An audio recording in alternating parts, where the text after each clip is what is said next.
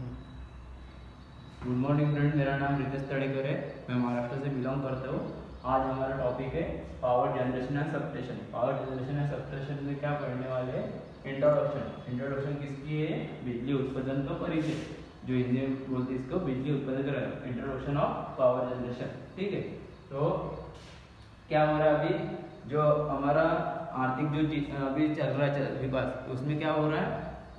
किसी को ना किसी को कौन सी की ऊर्जा चाहिए, तो ऊर्जा कौन सी चाहिए? किसी को इलेक्ट्रिकल की ऊर्जा चाहिए, किसी को है ना कौन सी ऊर्जा है। तो आज के जो महत्वपूर्ण जो ऊर्जा है वो कौन सी है? विद्युत ऊर्जा है।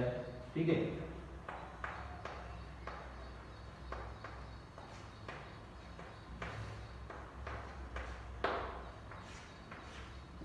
विद्युत ऊर्जा है। तो अभी आपने देखा ही होगा विद्युत ऊर्जा जैसे घर हाउस में आती है, कारखाने में आती है, इंडस्ट्रियल एरिया रहता है, जो हॉस्पिटल वगैरह इसमें आती है।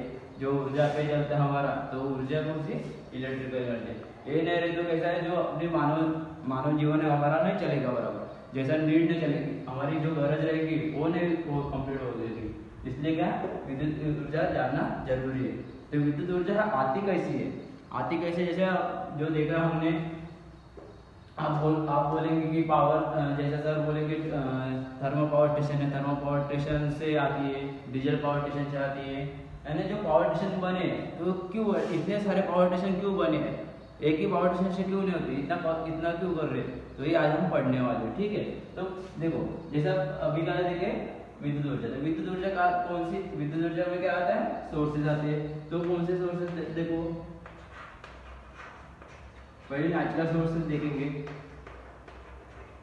ठीक है, नेचुरल सोर्सेज यानी कैसे? जो जैसे जनरली हम देखते हैं जो नेचुरल नैसर्गिक स्रोत होते हैं, बनाते नहीं उसको, वो नेचुरल रहते हैं। ठीक है, तो नेचुरल सोर्स कौन से रहते हैं? सन, ठीक है, उसके बाद वाइंड,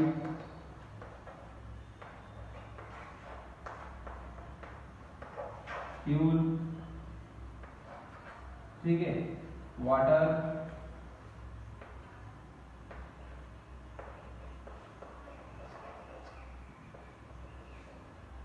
न्यूक्लियर एनर्जी,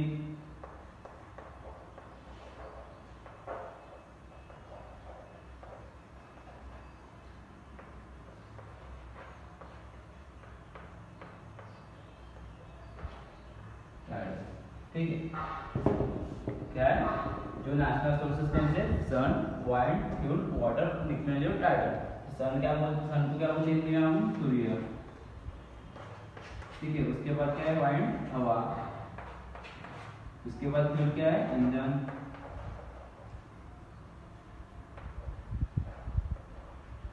ठीक है, उसके बाद क्या है? पानी।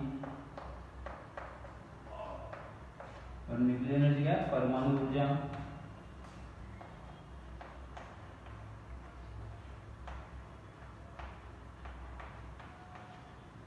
और टाइडल क्या है? ज्वार। ठीक है, तो कौन से?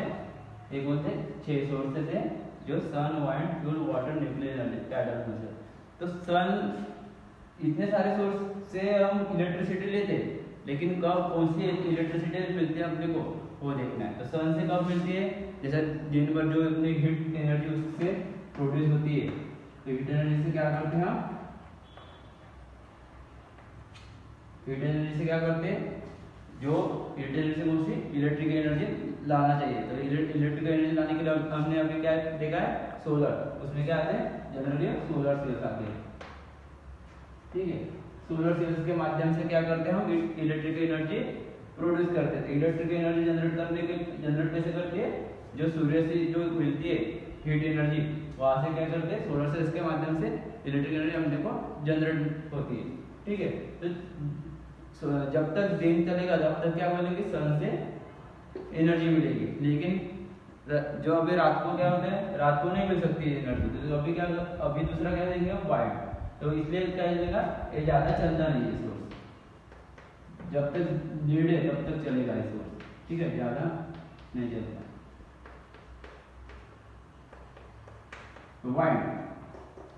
वाइंड सोर्सेज कहाँ पे चलेगा? वो वाइड सोर्स से लेंगे जहाँ पे ज़्यादा जोर से हवा आएंगी, जो यानी ज़्यादा माध्यम से हवा प्रोड्यूस आती है, वहाँ पे वाइड चलेगा। जैसे एग्जाम्पल है पवन चक्की।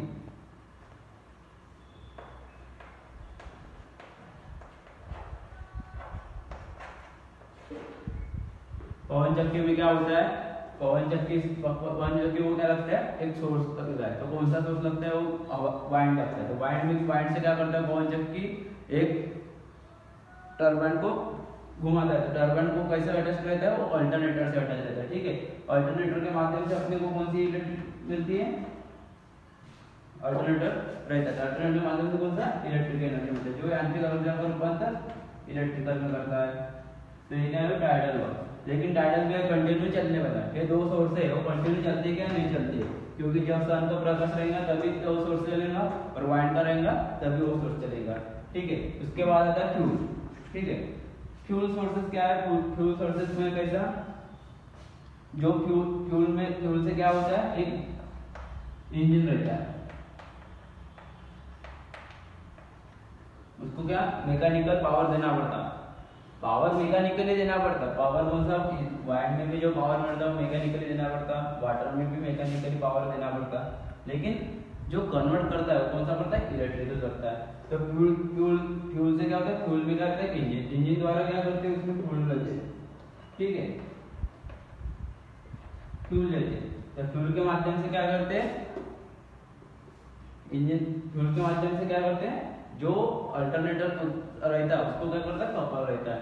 लेकिन प्रोसेस जनरली सेम ही है, लेकिन इसमें क्या हो रहा है, फ्यूल ज्यादा लगेगा, ज्यादा इलेक्ट्रिसिटी चाहिए, तो हमने को क्या लगा, फ्यूल का होगा कॉस्टली होगा अपने को। ठीक है, कॉस्टली पड़ेगा। इस जो फ्यूल यूज करेंगे पावर स्टेशन के लिए, उसका क्या कॉस्टली पड़ेगा अपने को। तो इसलिए वो वाला फ्यूल का ज्यादा, यानी जहाँ पे जरूरत है और अपने पास जो जनरली हॉस्पिटल है, जो छोटे छोटे अपने स्टेशन है, हॉस्पिटल वगैरह, जैसा सिंगल पे 230 वोल्ट 440 वोल्ट तक सप्लाई चाहिए, वहाँ पे अपन कौन सा करते हैं, फ्यूल का माध्यम से। फ्यूल के माध्यम से अपन सप्लाई लेते हैं। फ्यूल में कौन सा आता है, डीजल इंजन आता है।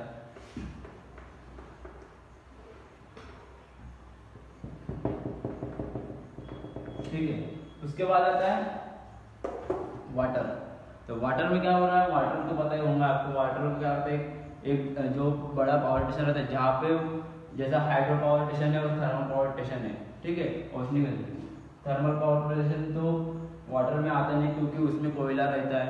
ठीक है, तो वाटर में क्या होता है, हाइड्रो रहता है। हाइड्रो जहाँ पे नजदीक किसी प्लेस ठिकाने पे क्या पानी रहेगा, रिवर रहेंगी, लेक रहेगा, उस जगह पे क्या होता है, वाटर प्लांट का यूज करते हैं। तो वाटर प्लांट से क्या मिलता है अपने को, एक स्टीम मिलती है। स्टीम के माध्यम से क्या करते हैं, वो टरबाइन को घुमाता है। टरबाइन को घुमाने के बाद क्या होता है, अल्टरनेटर के थ्रू अपने को इलेक्ट्रिक एनर्जी मिलती है। कौन से, वाटर से। तो ये वाटर के माध्यम। तो वाटर अपने को ज्यादा कॉस्टली पड़ता है, इसलिए मोस्टली यूज वाटर प्लांट का करते हैं हम, क्योंकि 24 आवर्स इंडिया में वाटर मिलता ही है। ठीक है, जो 24 आवर्स इंडिया में वाटर मिलता ही है। और उसके बाद क्या है, न्यूक्लियर एनर्जी। तो न्यूक्लियर एनर्जी क्या है, परमाणु ऊर्जा। आपको तो मुझे पता है कि परमाणु ऊर्जा तो समझ में नहीं आया होगा, इसलिए न्यूक्लियर एनर्जी क्या है, न्यूक्लियर एनर्जी परमाणु ऊर्जा में क्या आता है, जैसा यूरेनियम।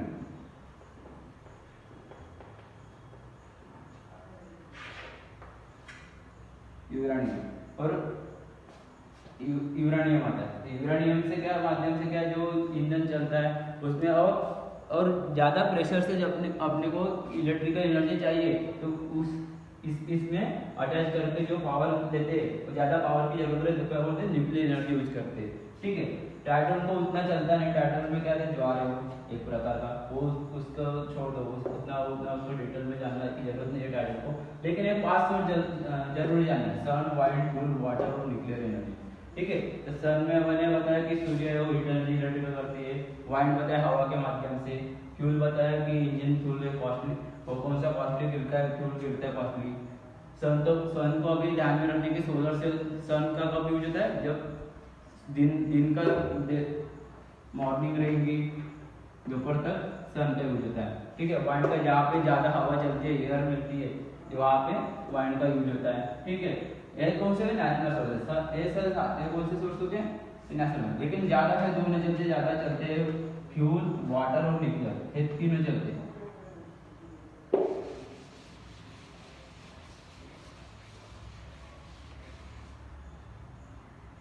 ज्यादा सोर्स कौन से होते हैं, फ्यूल, वाटर, न्यूक्लियर। ठीक है, तो फ्यूल में क्या आता है, फ्यूल में 3 प्रकार है। कौन से प्रकार है, सॉलिड फ्यूल,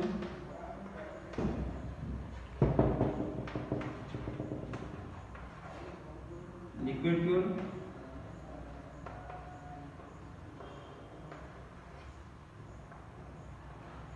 तीसरा है गैसेस फ्यूल। अभी आपको थोड़ा थोड़ा याद आता होगा क्योंकि आपने 12th किया होगा, तो आपको थोड़ा बहुत याद आता होगा कि solid fuel, liquid fuel, gases fuel आपने देखे होंगे, आपको थोड़ा थोड़ा। लेकिन इसी माध्यम से ज़्यादातर आप पढ़ते होंगे कि डायरेक्ट पावर स्टेशन पे पढ़ते गए, पावर जनरेशन का टॉपिक है, डायरेक्ट हीट पावर प्रोड्यूस होती है वाटर से, ऐसा बोलते हैं। लेकिन ये जानना जरूरी है क्योंकि सोर्स कहाँ से मिलता है, कौन सा सोर्स है, वाटर कौन सा सोर्स है, सन कौन सा सोर्स है, ये भी जानना जरूरी था। इसलिए आज बेसिक लेना जरूरी था। ठीक है, बेसिक में क्या आ रहा है अभी, फ्यूल। फ्यूल में सन वाइंड ज़्यादा चलते रहे, सन का वाइंड को बता दिया मैंने। अभी फ्यूल में क्या हो रहा है, फ्यूल में कौन से प्रकार आते हैं, solid fuel, liquid fuel, gases fuel. Solid को हिंदी में क्या बोलते हैं, ठोस ईंधन।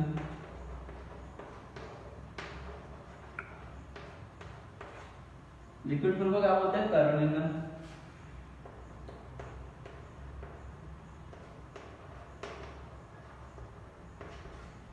देखो बच्चों, आपको समझ में नहीं आया होगा तो मुझे कमेंट कर सकते हैं। ठीक है, आप कमेंट कर सकेंगे और उस वीडियो को लाइक और सब्सक्राइब करना जरूर करना। ठीक है, ताकि आपके जो छोटे भाई लोग हैं उनको भी पता चलेगा, उस इसमें छोटे भाई लोग हैं उनको भी पता चलेगा। ठीक है, तो ये क्या है, गैसेस फ्यूल हो गया। तो इसके इतना आपने देखा। अभी इसके बाद आता है इसका थोड़ा सॉलिड फ्यूल में भी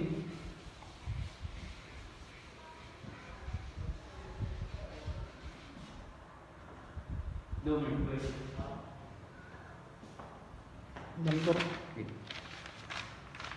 और करंट डालूंगा राहू द्या। इसमें भी आते हैं सॉलिड फ्यूल में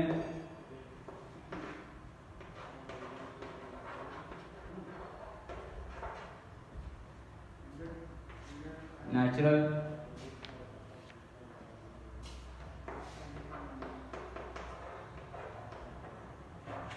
सॉलिड फ्यूल और दूसरा है आर्टिफिशियल सॉलिड फ्यूल।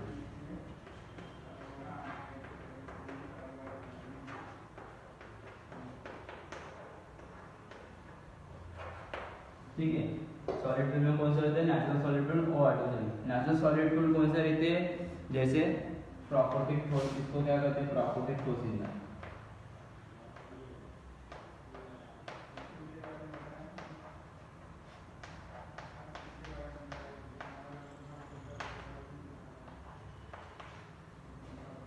और ये कौन सा है, कृत्रिम, आर्टिफिशियल है कृत्रिम। ठीक है, कृत्रिम मृदा ईंधन।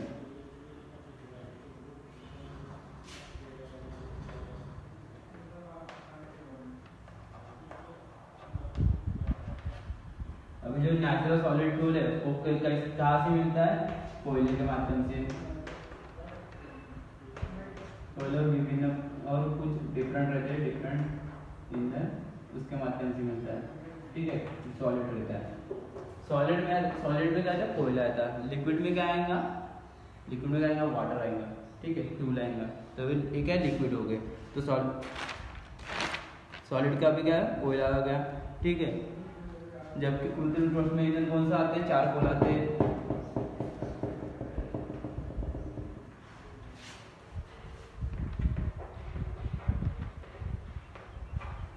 चारकोल,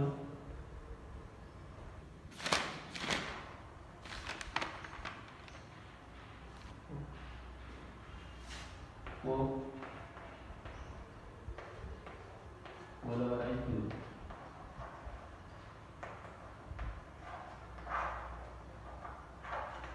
ठीक है, ये 3 आते हैं। कौन से इसमें अंदर चारकोल कोक और पोलराइज्ड फ्यूल होते हैं इसमें। ठीक है, तो इसके बाद क्या था लिक्विड फ्यूल। लिक्विड फ्यूल में क्या अभी थोड़ा देखेंगे, टाइम थोड़ा ज़्यादा हो गया। तो इसका लिक्विड फ्यूल का अभी 2 मिनट का है, वो देख लो, उसके बाद टॉपिक खत्म। ठीक है, अगली वीडियो में पढ़ेंगे उसके बाद। Number 2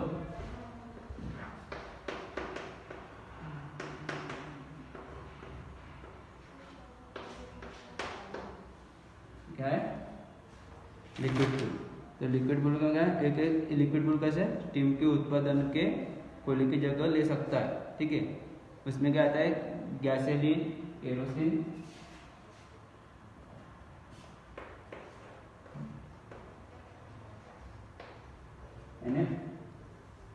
petrol.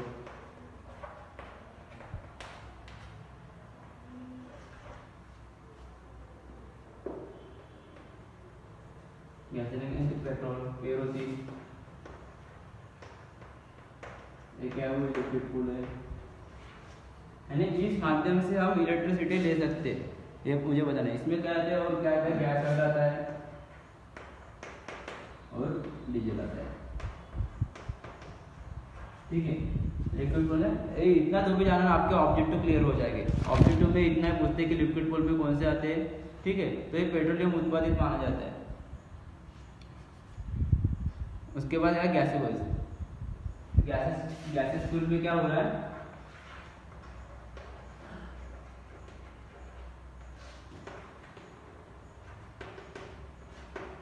गैसेस फ्यूल को कैसे जानेंगे, उसको डिफरेंट टाइप्स में बताया था। डिफरेंट टाइप्स में कैसे है, तो नेचुरल गैस फ्यूल।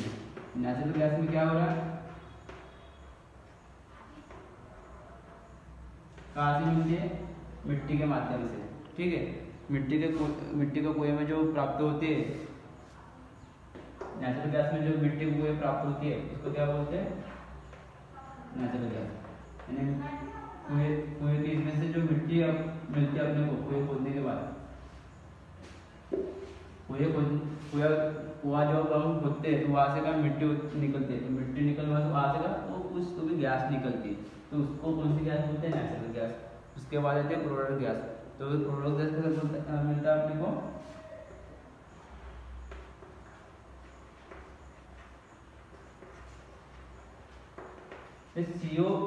CO2 और H2 का मिश्रण, हाँ CO और H2 का मिश्रण होके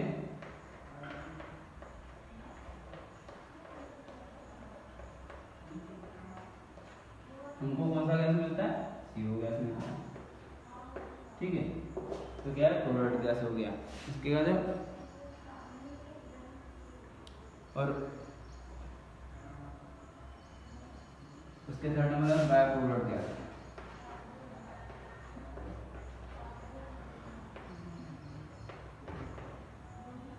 देखो भाई, बाय प्रोडक्ट गैस में आते हैं ब्लास्ट फर्नेस।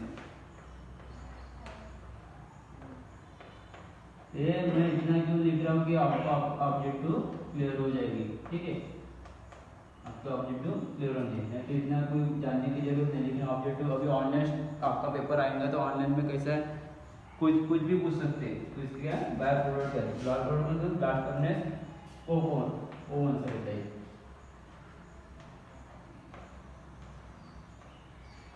ठीक है, तो इतना तक आज के लिए इतना ही। उसके बाद लिखा नहीं कर रहा क्या है इसमें,